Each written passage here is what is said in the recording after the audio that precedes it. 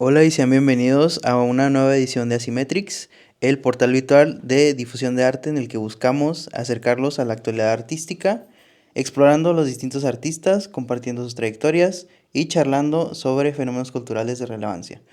El día de hoy nos encontramos aquí Cassandra Ayala, Rosa Zúñiga, Stephanie Siller, Fabiola Barrientos y su servidor Edson Andrade.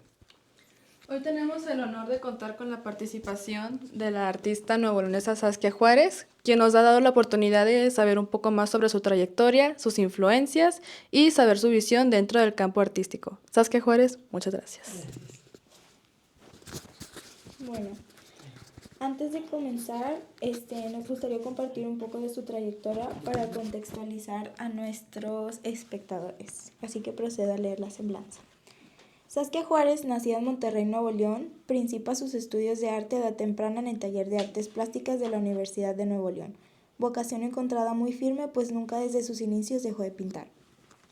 La universidad le otorga una beca para continuar sus estudios en la Escuela Nacional de Artes Plásticas, conocida como San Carlos, institución de la Universidad Autónoma de México. Después de su formación iniciada, su obra pictórica con temática diversa por varios años va integrando el paisaje como tema predominante en su obra y a raíz de varias exposiciones y descubrió un lenguaje propio, se centra en el paisaje semidesértico del noreste del país.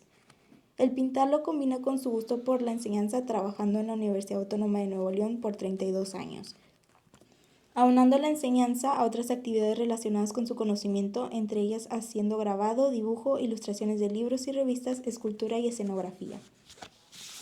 Su ciudad natal, con sus pocas galerías y centros culturales, se van abriendo, en los cuales le van dando poco a poco espacio en su difusión y en sus muros, predominando la universidad en la que trabaja. En 1985 realizó un cuadro de grandes dimensiones que resulta icónico para la universidad, Monterrey en las montañas, además de otra buena cantidad de obra en la Capilla Alfonsina. Ha recibido reconocimientos de parte del Estado como la Medalla del Mérito Cívico y por parte de la Universidad Autónoma de Nuevo León al Premio de las Artes y recientemente al Mérito Artístico. Ha expuesto en las galerías más importantes de la ciudad de Monterrey, en la Ciudad de México, y algunos en el extranjero. La Pinacoteca de Nuevo León le hace homenaje por su trayectoria de 50 años de trabajo y la labor constante con su obra ha traído de dar un servicio a la memoria de los pueblos, pintando casas, calles y ambientes ya desaparecidos, haciendo proyectos de recuperación como el de las casas de Nuevo León, incitando a sus propietarios a conservarlas y protegerlas como un testimonio de nuestra historia. Dicha esta introducción, vamos a comenzar con la entrevista. ¿Cómo describiría el inicio de su camino en el arte y cuáles fueron las principales influencias que marcaron su estilo?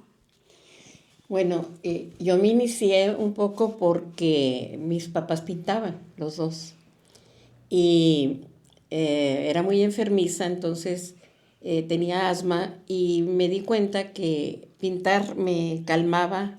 El asma es una enfermedad que de pronto te angustia mucho y te angustia tanto que se agrava. Y a mí mi medicina fue pintar. Entonces decidí que quería ser pintora. Me sentía a gusto y quería ser pintora. Entonces me dediqué a eso gracias un poco a ese antecedente.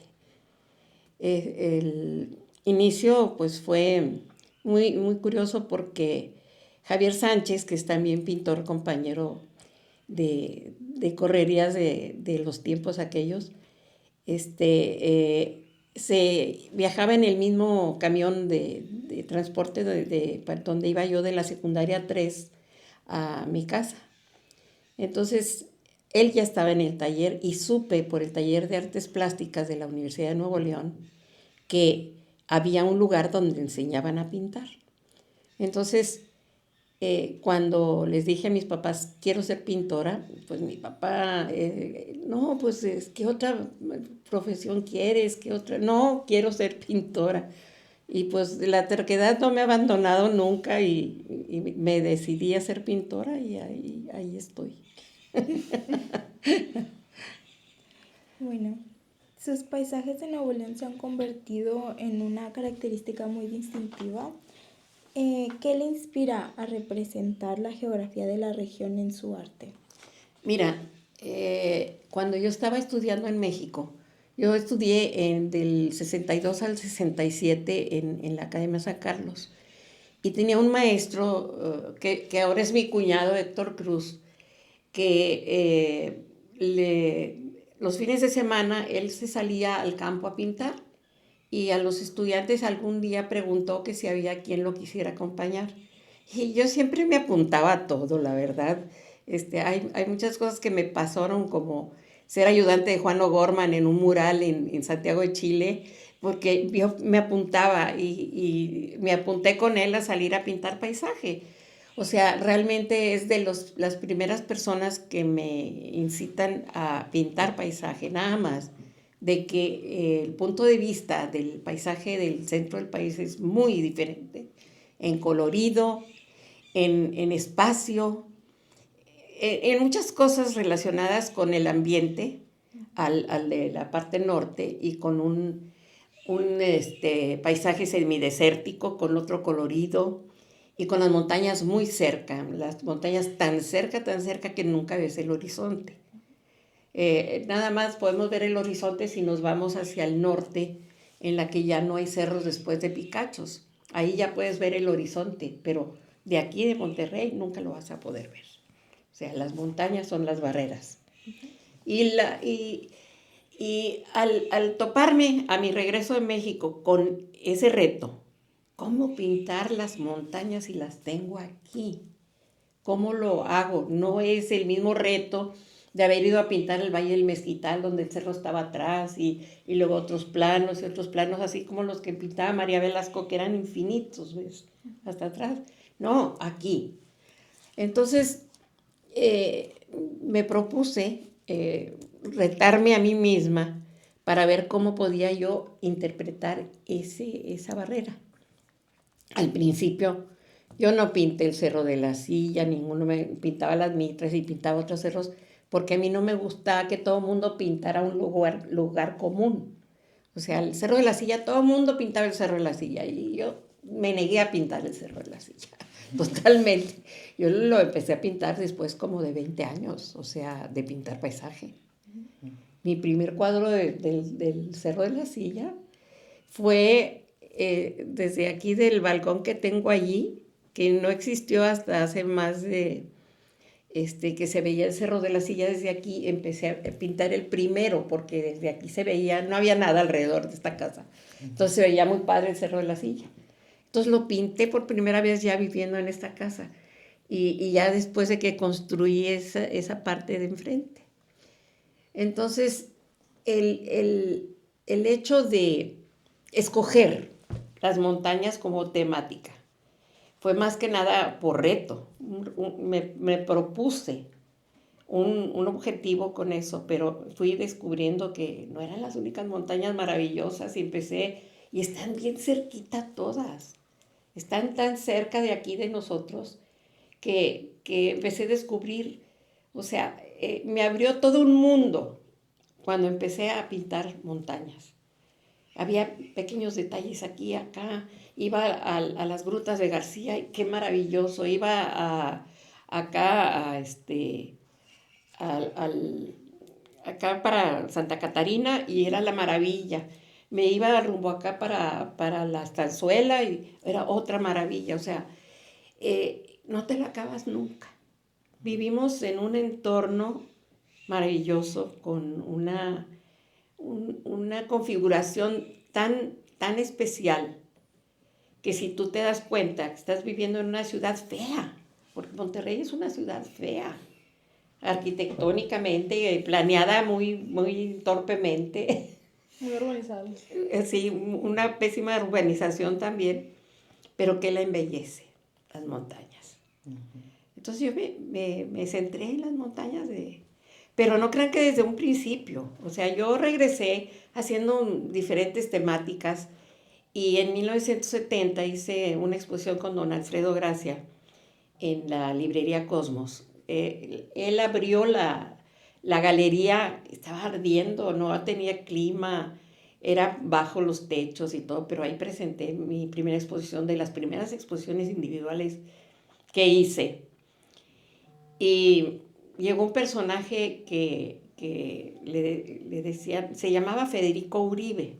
Era un intelectual que aprendió a hablar alemán, francés, por su cuenta, o sea, era un tipo muy inteligente.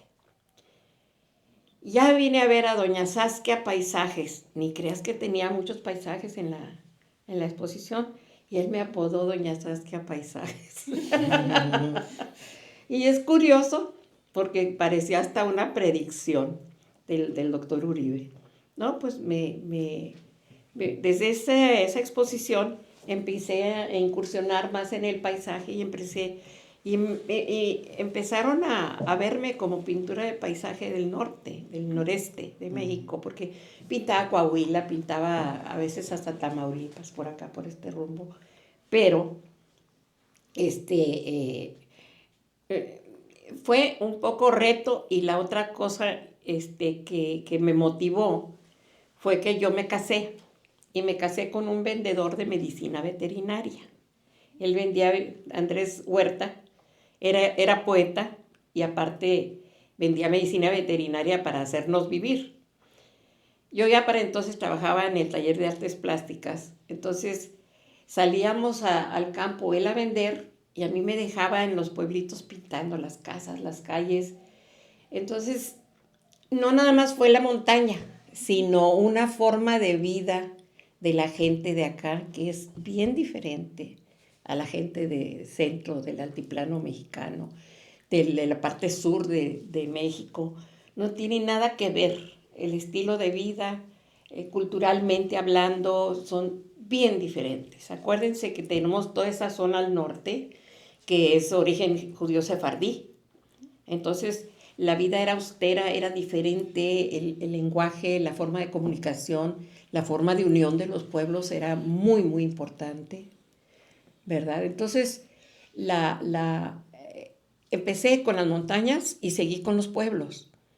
Entonces, empecé a combinar pueblos y montañas. Entonces, yo empecé con un paisaje en la que los pueblitos y todo estaban, y las montañas eran los perfiles de los pueblitos. Y empecé a hacer un tipo de paisaje bien ubicado en la parte esta del país. Y entonces ya me volví como una, ¿cómo me dijeron una vez? Que yo era, o sea, con mis cuadros establecía una historia de los pueblos, porque desaparecían las casas y desaparecían las calles, y entonces era como un testimonio de lo que había habido ahí en ese momento. O sea, fue una cosa incidental y accidental, y con una relativa decisión de trabajar sobre eso, ¿verdad? Uh-huh. Entendemos. Bueno, así como casi todos los artistas llegan a tener su proceso artístico antes de comenzar una pieza, nos gustaría saber, ¿usted tiene alguna actividad previa antes de hacer una obra? Sí, a mí me gusta mucho dibujar.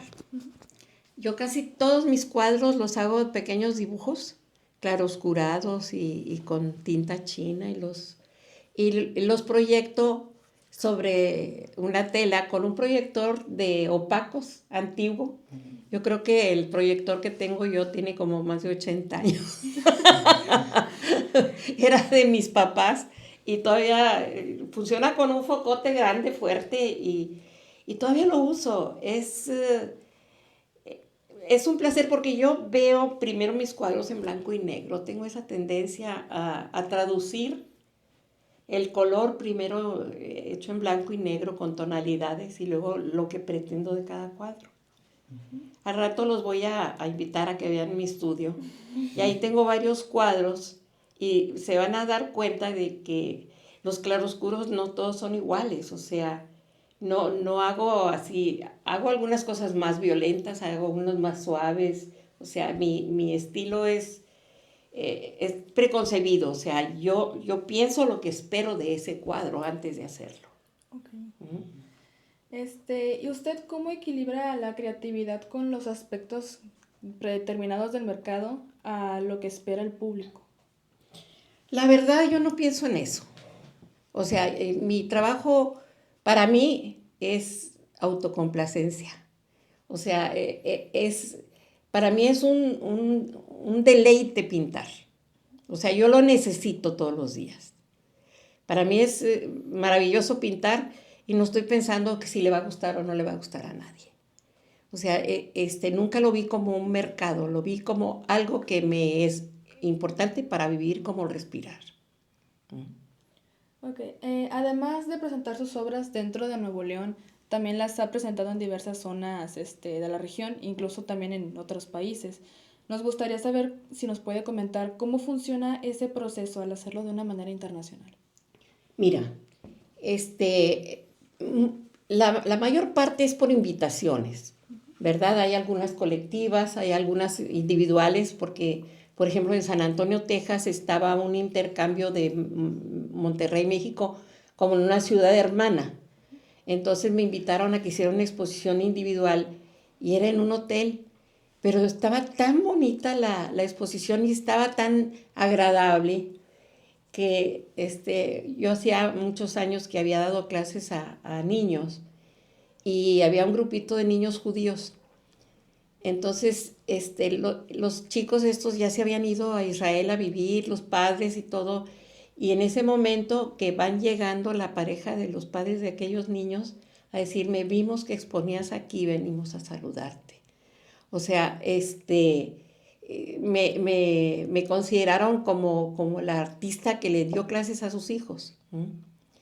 Porque yo empecé a trabajar aquí para hacerme vivir dando clases con niños chiquitos.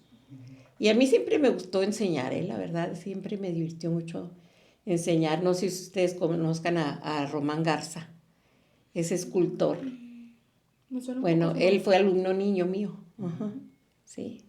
Entonces te das cuenta que el proceso de exponer es decir, estoy trabajando, estoy viva, en este momento estoy viva. Sobre todo, esto es lo que estoy haciendo. Y todo se basa en que tú estás al pie del cañón, porque esto no es más que eso. Aprendiste a pintar pintando, pero ahora pinta y pinta porque tienes que pintar, porque es una necesidad de pintar. Entonces, de aquí en adelante, todo lo que venga alrededor de eso, y no hay una ley establecida de que tú vas a ser una gran artista o vas a ser mediana o ser... Y es una cosa que mucha gente quiere. O sea, quiero ganar este concurso, quiero hacer esto. Yo nunca entré a concursos, porque nadie me va a decir que yo soy mejor que el otro. La verdad, eso no tiene establecido una norma, una regla de que el premio del mejor pintor de esta exposición, ¿no? No, nunca entré en ese juego porque no me importaba lo que opinara la gente, si era bueno, malo, regular mi trabajo. Yo creo que eso habla de que lo más importante en la vida es que lo que tú hagas sea honesto, esté basado en la honestidad de tu trabajo, ¿verdad? Si pinto montañas, pues ya no hay paisajistas, está en proceso de extinción el pintar paisaje, ¿verdad? Ya quién quiere pintar paisaje, yo. Entonces, no me está preocupando lo que piensen, oye, esta mujer ya está caduca en sus procesos, no me importa. ¿Verdad? Como no le importa a Javier o Gerardo con las cosas que hacía. No le importaba lo que los demás pensaran. Lo que importa es lo que tú sientes de tu trabajo. ¿Verdad? Uh-huh. Y pues, bueno, también muchas veces empezar en el mundo del arte puede ser algo intimidante, ¿no? Es algo que a todos nos causa Mucho. un pavor. Sí. ¿Y usted cómo manejó esas dudas, las inseguridades, la incertidumbre? ¿Cómo lo hizo? Qué bueno, qué bueno que haces esa pregunta. Nadie me la ha hecho nunca. Y fíjate, una de las incertidumbres peores es cuando sales de la tutela de los maestros. Cuando me gradué de San Carlos y ahora sí, haz tu propio camino. Ese es lo más difícil, es bien difícil deshacerte de toda ¿cómo te diré? La tutela, ¿verdad? Es bien difícil. Ahora, ¿qué quiero yo para mí? Entonces, tardé varios años. Mira, yo salí en 67 y nunca había dejado de pintar, nunca dejé de pintar. Entonces me puse a trabajar y trabajaba en varias actividades de temática.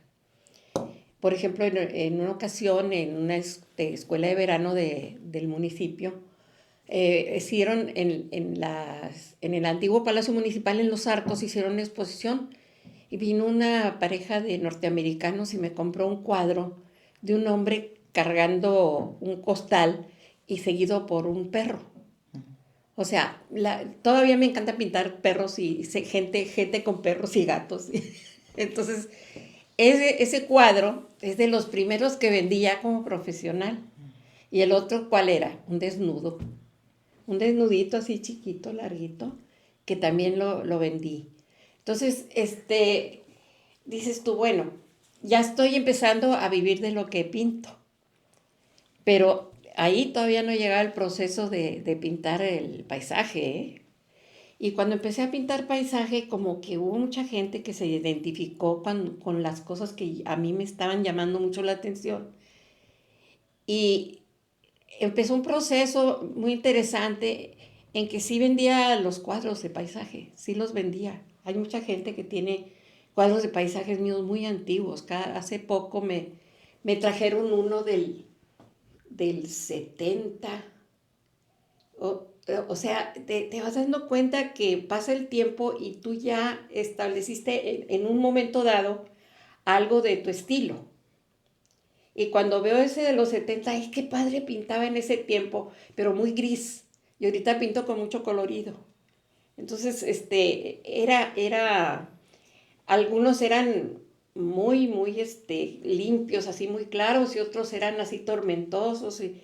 O sea, había algo que lo distinguía. Y pues mira, no he visto mucho la obra a través del tiempo, pero ese proceso de identificación es largo. Y sí hay incertidumbre, pero yo me di cuenta que en el proceso del tiempo, como los que he visto de los cuadros últimamente que me trajeron un poco a restaurar me los trajeron a que los viera, eso es bien padre, dices tú, bueno, ahí ya tenía yo una posibilidad de centrarme en la temática, pero no estaba totalmente centrada en eso. O sea, pasaron varios años en la que pinté con otras temáticas, figura humana. Sí me gustaba. El retrato nunca hice, odio hacer retrato, ¿verdad? Si acaso nada más a mi familia, pero no me gusta el retrato a mí. Y pues yo pienso que es lanzarte como un artista individual. El proceso de salir de la escuela es un enfrentamiento con la realidad. Y ese enfrentamiento es aterrador. Uh-huh. Y pues para las personas que estén viendo, que muchos son aspirantes, que sí, van a egresar pues futuramente de la carrera, pues usted qué oportunidades o espacios le recomendaría a quienes están iniciando su trayectoria en el arte y buscan exponer sus obras por primera vez. Mira, los primeros procesos son en colectivas. La mayor parte de las primeras exposiciones que hice yo fueron colectivas y son muy importantes porque están muchas otras conceptos, ideas de otras gentes junto a mí y estoy compitiendo contra las ideas de otros, ¿verdad?